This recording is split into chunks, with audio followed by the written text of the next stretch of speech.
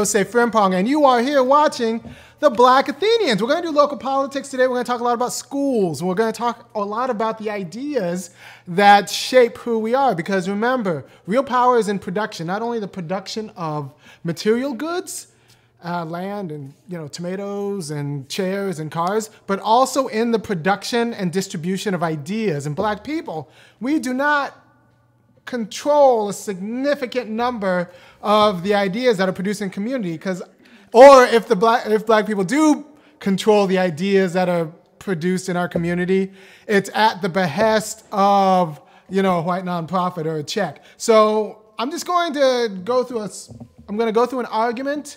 You're going to keep up with me. It's going to be fantastic. And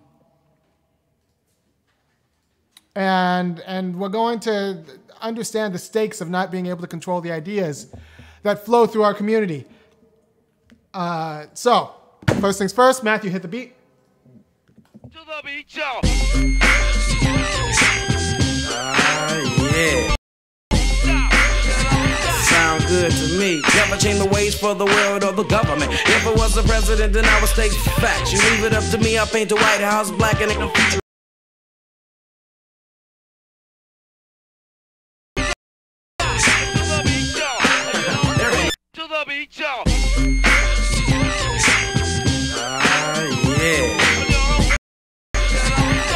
Good to me. Never change the ways for the world or the government. If I was the president, then I would state facts. You leave it up to me, I paint the White House black and it can feature. To the beat, y'all. Yeah. Sound good to me. Never change the ways for the world or the government. If I was the president, then I would state facts. You leave it up to me, I paint the White House black and it can feature in your front. Y'all.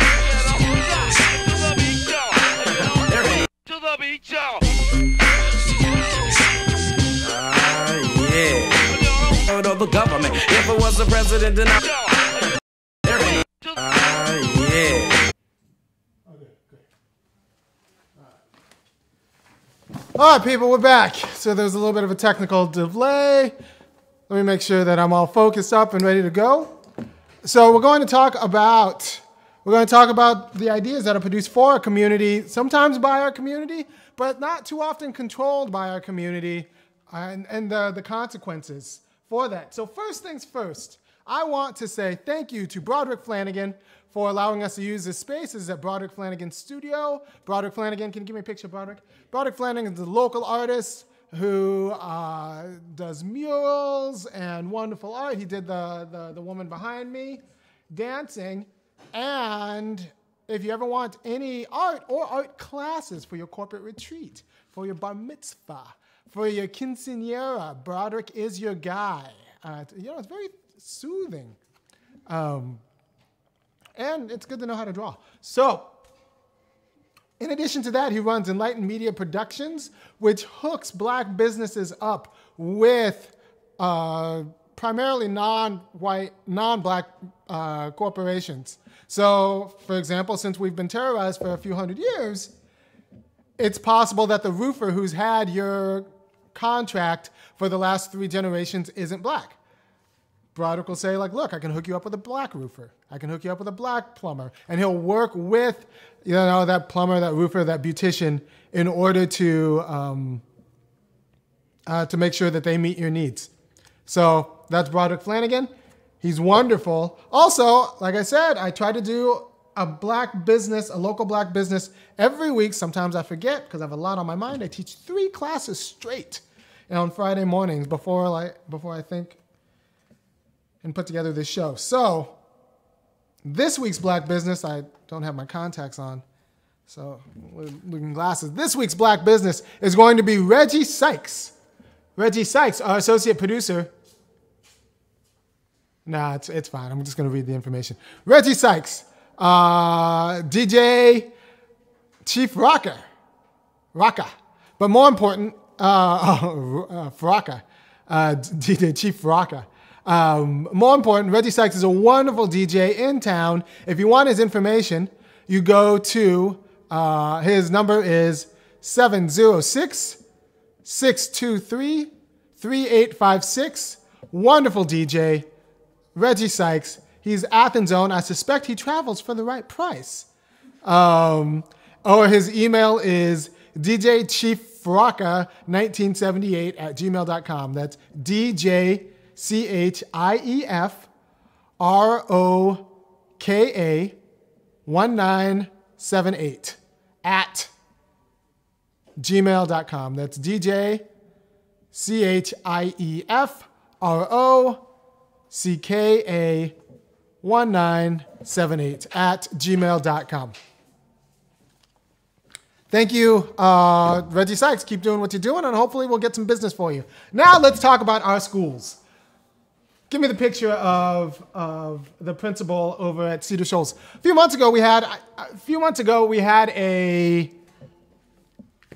a snow day in Athens, Georgia, which I didn't know happened, but it happened. It was like a few inches of snow.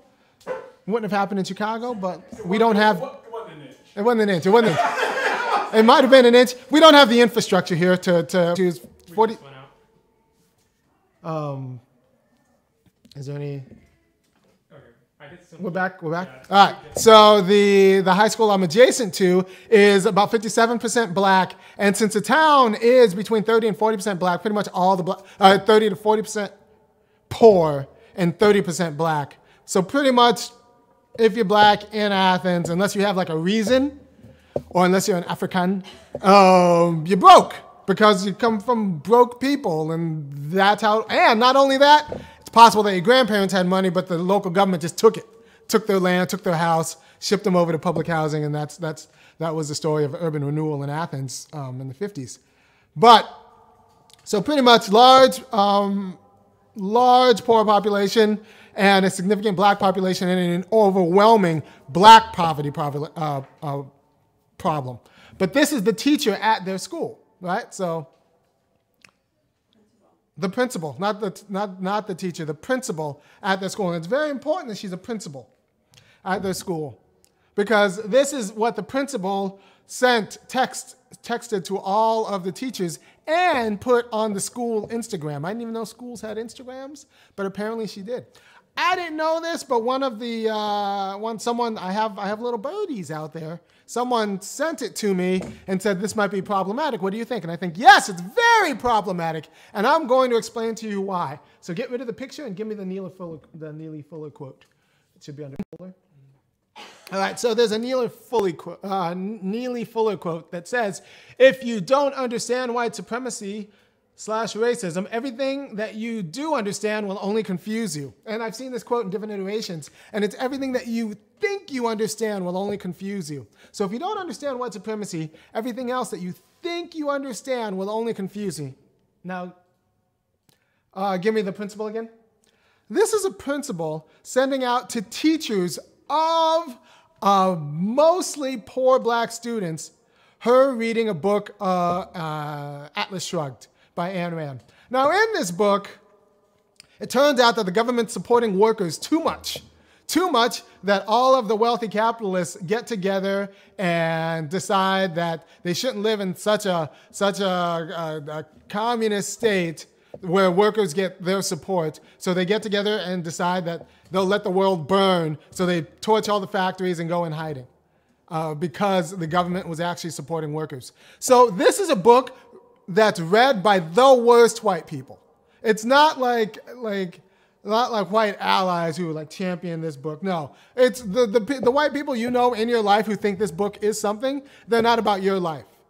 You're telling teachers of a group who more than any other group in this nation, except for possibly Native Americans, although at least they have land, deserve government redress, that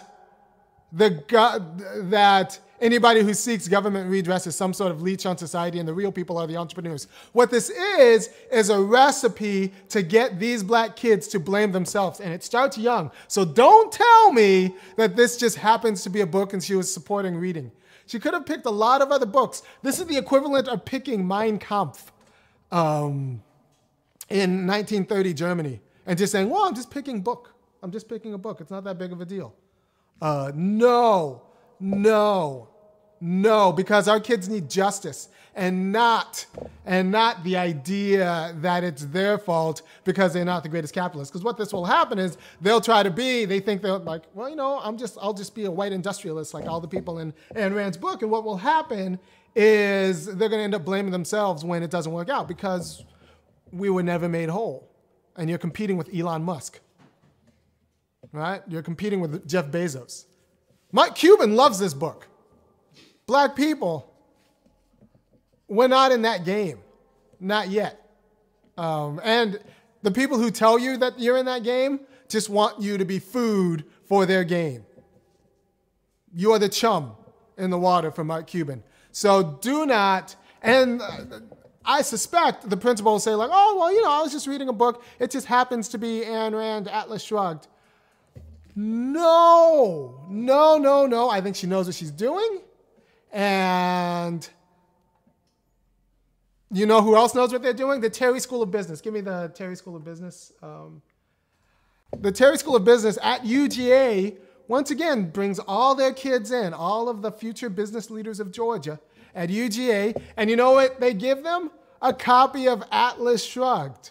Free, have the copy, because that's how you control ideas. There's a donor who donates to the Terry School of Business insofar as they'll fund one class as long as they get to fund that class and also make sure that all of the kids get this book, because this is part of the ideological apparatus that teaches the aspiring, not even the upper class whites, but the aspiring, anyone who wants to be in the upper class of the United States, that the best thing that they could do is treat the people who need government redress like garbage. So it's this book, Atlas Shrugged. Can you give me back the principal? It's this book, Atlas Shrugged, that teaches people that reparations aren't necessary, that black people just need to work harder. It's this book that teaches people that, if you just, pull up your pants and look people in the eye, you will be liked by white society and their white money, and you'll be just fine. It's this book that leads black people to blame themselves when they realize that the game is rigged. And last week, I talked about how it doesn't even matter if you have enough money to play the ante. You're at the table, you find out you've hustled to get the ante to play poker, and now you're at the table, you feel good about yourself, but it turns out all of the other players are colluding against you. So even if you are playing, you're not on their team. They're colluding against you. And this is an instance of colluding against you. This is a nice, seeming principle of a predominantly black school suggesting, and I think this is as big a dog whistle politics as anything else, that you need, and she's talked about soft skills before, so there is a precedent. She's suggesting to the teachers that you need to teach your kids that they need to make themselves available to and accommodating to white capital, as opposed to what Danielle Allen teaches in her book. You can get rid of this picture. There is a copy of Education and Equality by Danielle Allen, a screenshot in there. If you can, find it. That would be great. So Danielle Allen in her book, Equality and Education, or Education and Equality, I can't remember. Matthew's going to find a screenshot of it. Matthew's very good. If you haven't seen his show from 2 weeks ago, go see his show. It's fantastic.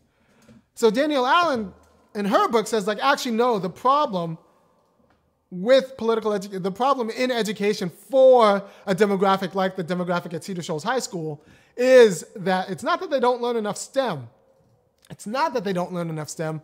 It's that they lack the political education to get their justice, right? So America has enough money. We have $94 trillion in private wealth.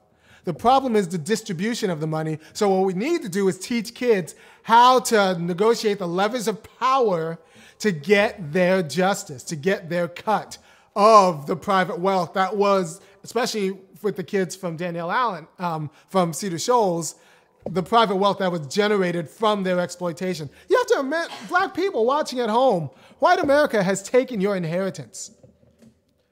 And I can't say that any other way.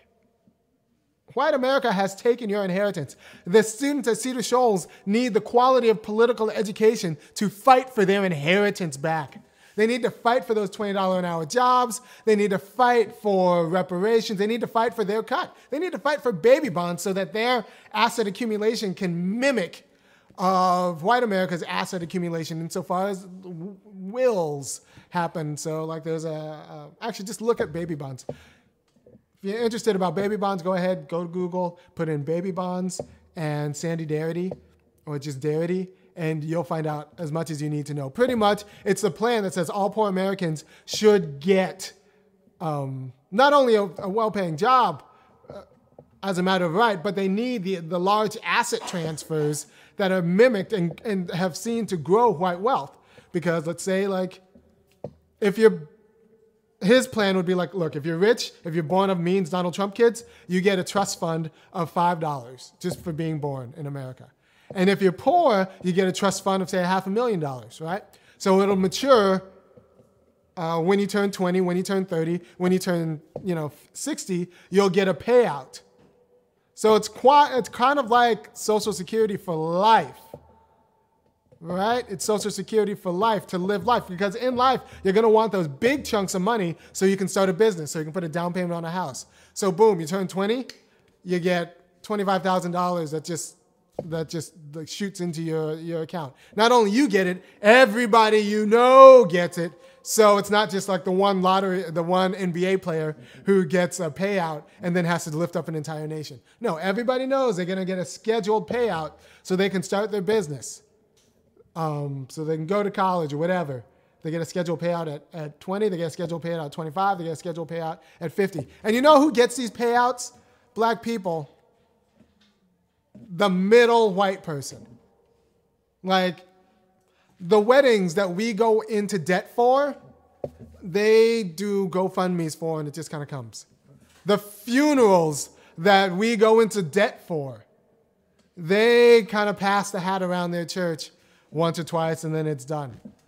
Like, the quality of asset transfers that are just normalized in white America. Even your white poor friend, you don't know what their parents make. They don't even know what their parents make because parents aren't honest with their kids. It's just that when a grandpa dies, all of a sudden, whoop, flush, $25,000. So we want that asset transfer mimicked for all poor Americans, right? And this is one of the race-neutral programs that could actually work for Black Americans. So that's what we could be teaching our kids. That's what we could be telling them to argue for. But instead, that, like Sandy Darity's book, give me the picture of Veritech.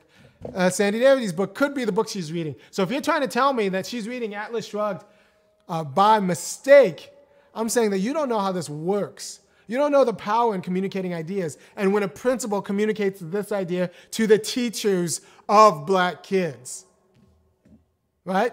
So instead of setting these kids up to blame themselves, we should be setting them up with Mercer Baradaran's The Color of Money. We should be setting them up with Sandy Darity's books. We should be setting up with The Color of Law, which also talks about how the government FHA programs grew white wealth at the expense of Black wealth on purpose. So it could have been any of those books, but it just happens to be the one book that will teach America how to eviscerate public goods and public supports, and will do the opposite of giving you the quality of political education that you need. This book is the anti-funky academic. This book is the anti-Black Athenians. So if you like what I'm doing right now, go ahead and get this. And if you want more people to call out your public service, because remember, this principal gets $100,000 a month, $100,000 a year to do her job, right? She gets $100,000 a year to do her job. And I don't get that. I still lose money on this show. So what I need you to do is, one, tweet this out, send this out, share this on your Facebook, and also tell your friends to go over to funkyacademic.com or thefunkyacademic.com, sign up for a monthly. Talk about this at your book club. Don't talk about Ayn Rand. Talk about what we're doing here at your book club, and tell them to kick in for $5 because I want to pay Matthew the intern a little bit more. I want to get a bigger space so I can feel comfortable getting a bigger audience. I want to do a hard press in Athens. All of this costs money and in distribution. So the way we grow is because you tweet this out, because we're going to give you the quality of news that will call the the principal at a local high school out on her low-grade white supremacy. Because that's what it is. It's low-grade white supremacy in effect. And she can say, oh, I didn't even think about it. I was just encouraging people to read. Yeah, no. I need you get paid enough money to think a little bit more if that was the quality of carelessness with which you administrate our schools. And I said before, the Terry School of Business does the same thing, and it's not an accident. It's not an accident. And I'm going to tell you where this leads to. If you teach kids that life is fair, if they just work hard, if they have their grit, that's another book that's out there that you shouldn't read. If life is fair, if they work hard, what will happen is there's this great study. Give me the picture of the study. Yeah. The Myth of Meritocracy and Why It Matters. There's a great piece. Go ahead. I know a lot of people take notes from the show, and you should, because I try to give a quality of education that you can go back and pace. So you could open this in a new tab or read this article. It's a wonderful article about what the myth of meritocracy does to kids. Because it turns out if teachers teach from the wisdom of that book, what happens is kids end up blaming themselves. There's a quote. Can you give me the first quote about blame, I think? Give me the first quote. Students who are told that things are fair implode pretty quickly in middle school as self-doubt hits them, he said. And they begin to blame themselves for problems they can't control. All right, so what I'm telling you to do is that we need the quality of education that teaches kids how to fight for their cut and control the political circumstances that give them these problems, the poverty, the mental health illness, the substance abuse in the community, mostly the poverty. And I'm telling you how that's the quality of education we need to teach them to fight and to negotiate the levers of power that will get them their justice as a beleaguered community. What that book tells them, what Ayn Rand tells them to do, Atlas Shrugged, is going to tell them to blame themselves. So it's all the same plot. It's the exact counter-programming that I'm doing. The counter-programming that I'm trying to counter here with the Black Athenians, she's promoting, although she won't admit it. I suspect it'll be like, well, I was just promoting reading. No. That's the equivalent of just promoting reading while saying Mein Kampf. By the way, you might not know, I think I'm going to go, once the kids go to bed, I'm going to try to sneak out to a movie. And any guess what movie I'm going to go see tonight? Just saying. You might think you might know that my father passed away, and he was African. He came from Ghana in 68. And so now I have a lot of dashikis to pick from, because my father had a lot of clothes. Make no mistake, say what you want about my father, he did have clothes. So I have all the dashikis to pick from. Let's keep talking about, and my mom's from South Carolina, so I got it from both ends. So what happens is these kids start blaming themselves when they realize that life isn't fair. And we don't need an education system that promotes these kids blaming themselves. Instead, we need an education system that promotes them having the quality of tools, redistribution of income, so that they can get the inheritance that's stolen from them from normalized white America. There's a second quote that's just not...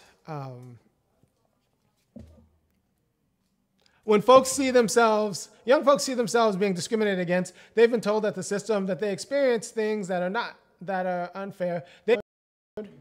He explained. So, and later on in the article, in the same article, go ahead and put the myth of in the same article, he explains that when kids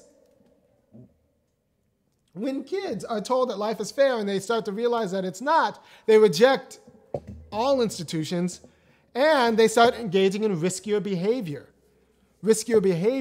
Now, it's not an accident that in this same, one of the students of this school was implicated when he went to a neighboring school. He was 16, he went to the next school the next school down the road, the other local high school, Clark Central, and he got caught having sex with a 15-year-old student over there in the stairwell.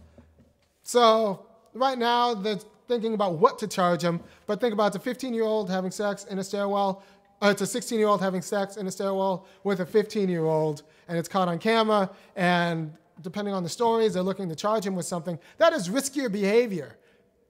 One, I wish I had the article. If you can track it down, I'm going to talk about it. Track down the article and put up some sort of graphic for it.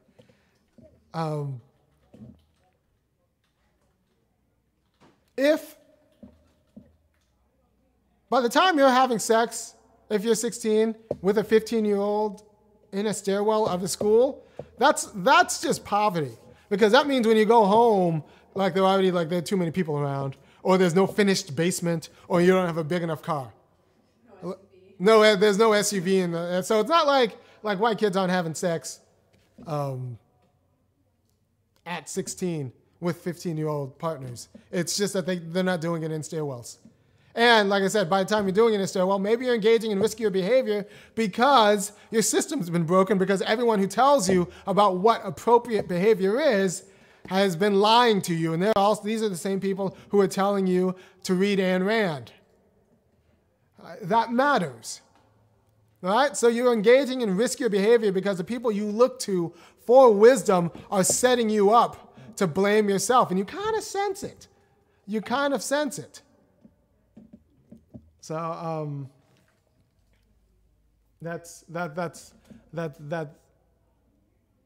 yeah. So that's the issue. That's what we're talking about right now.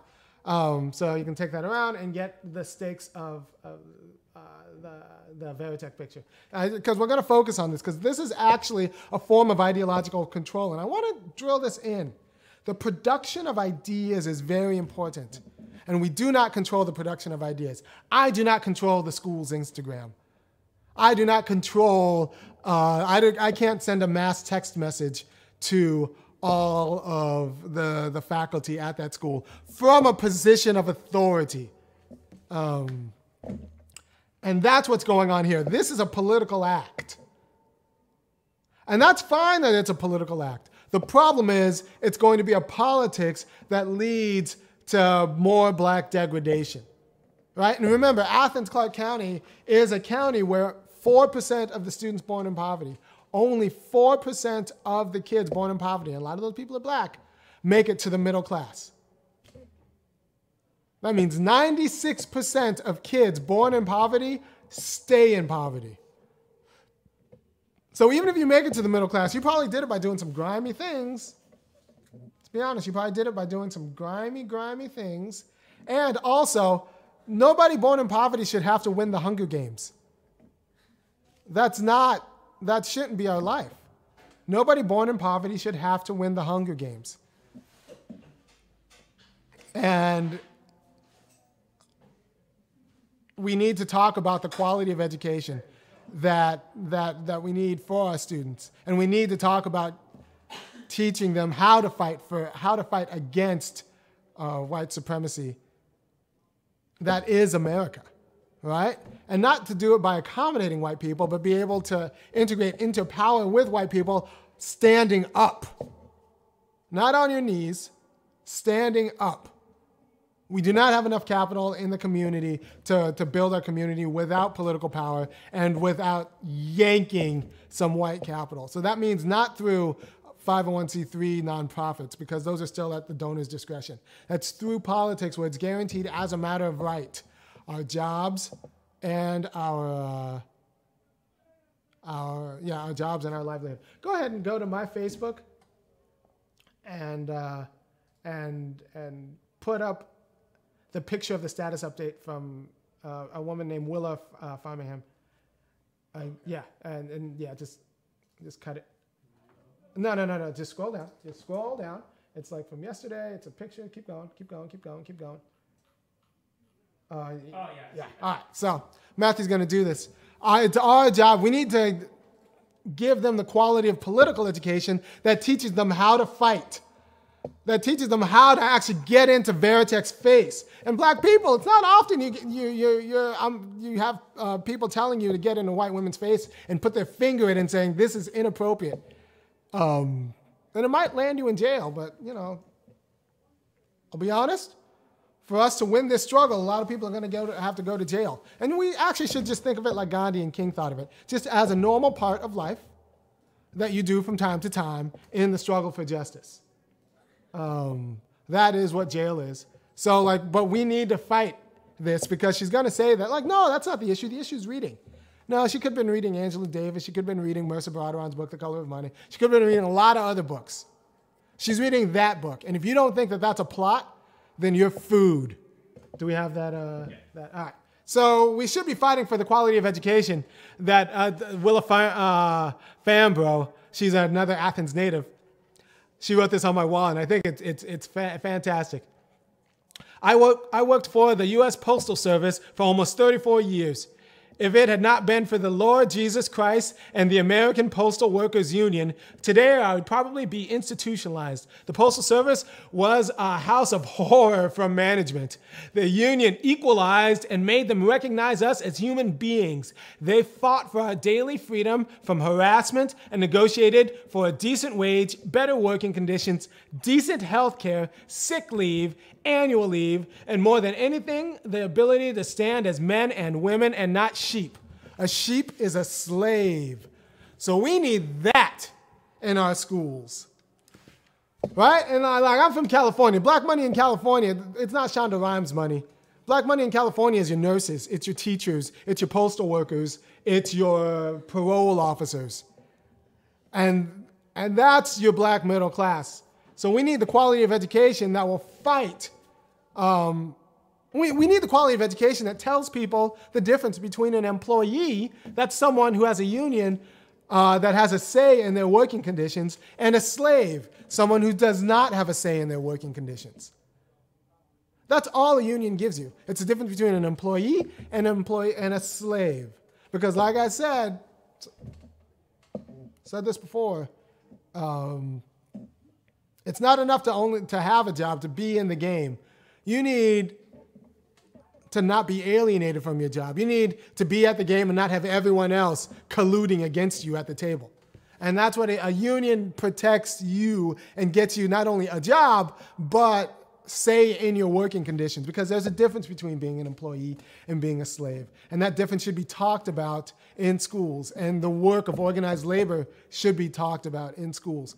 You know, when Sheryl Sandberg tells you to lean in, black people, if you lean in without a union, that's a one-man slave revolt.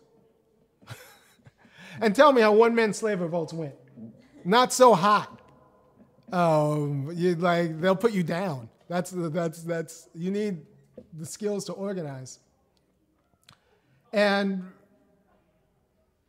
this can happen through schools. We should demand it happen through schools. There's something called the cultural competence of teachers. We need teachers to be culturally competent.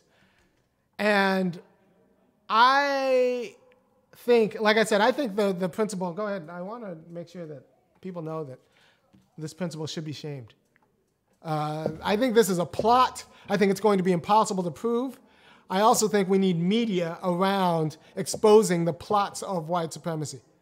Because this is white supremacy coming in the face of capitalism. But when you came over to this land in a boat as property, capitalism is not necessarily your friend, especially this kind of robust capitalism that's anti-worker protections. When you evacuate anti-worker protections, you're creating slaves. And since I don't want to create more slaves, I need us to talk about the conditions for success. And one of the conditions for success, you can get rid of the pictures right now. One of the conditions of our success is the teaching and disseminating of ideas and disseminating of history. We need media. We need to control our own press. Apparently, Athens used to have 3 black presses, decades ago. We had 3 black presses. Right now, we have no black press. I'm going to try to start a black press, but I'm going to need, in Athens, but I'm going to need some more money. So I'm going to need some steady contributions, because at first we're going to be distributing free, and I want complete control. That means I want to buy the machine. where the distribution's going to be free, but I have people who are willing to work and create the content, but I need you to email this video out, share with your friends, share with your family, share with your book club, because you need a press. No movement, no nonviolent movement works without a press. We needed those pictures of King and the civil rights marchers having dogs sicked on them. We needed the pictures of those people having hoses put on them. So I want to create a press to disseminate these ideas locally to people who might not be on Facebook, people who might not be on YouTube. That's great, but our people don't have that kind of access. So I want a monthly local press, even if it's just a 17 by 11 folded. But for that to happen, and the distribution to be suffused appropriately throughout the community, I'm going to need a little bit of money. So go ahead, go to funkyacademic.com, become a member, sign up for $5 and $10. And like I said, if it can work here, the model I'm building here works in Athens, Georgia. It'll work in Columbia. It'll work in Macon. It'll work in Richmond, Virginia. And Richmond, Virginia is interesting because I really do think Richmond, Virginia is just a bigger Athens. More black poverty, just bigger Athens. It'll work in DC. Yeah, I think if we can build a black politics here, I think it's portable. Portable. It won't work in DC. DC's got some other machinations going, but it might work in St. Louis. We're barely still in DC. Yeah. Oh, they got rid of black people in DC? It's Chuck. They literally moved us across the bridge. DC. We call Anacostia. We're just waiting for them to blow it up. Okay. Apparently one of my guys here is from DC. They moved black people across the bridge, and now they just need to blow it up so that we can't come back. So Chocolate City is caramel. No, it's not even caramel. Kale City. It's kale. We moved from Chocolate City to Kale City. It's very healthy, just not too many black people. We need Collard Green City and then Kale City. It's complicated. I mean, let me give you a clear. You got to go faster, Marcus. 3 a.m. drunk white young woman walking past the house that Rayful Edmonds lived in. Okay. So now instead of black people walking around and like Fruit of Islam people like hanging out, you get little white girls and their dogs like walking around town. And that is the first sign of gentrification, if you don't know. And they're little dogs. And I'm okay with that. I just don't want them to price us out. And I want them to be advocating for our cut.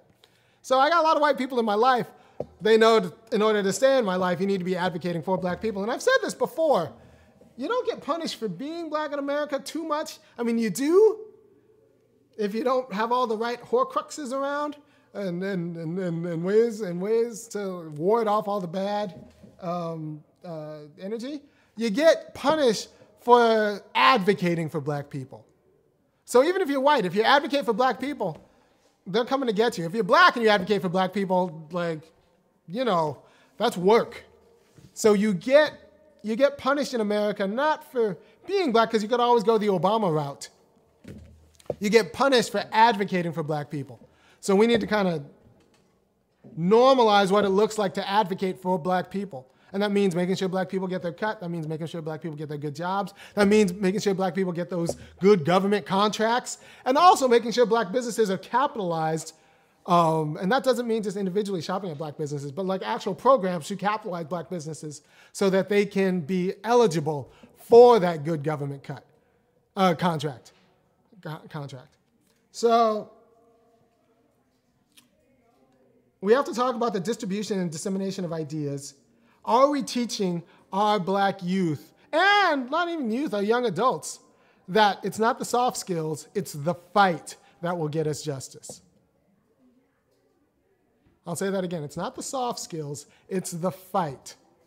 Are you trying to be part of that 4% who makes it from poverty into the solid middle class?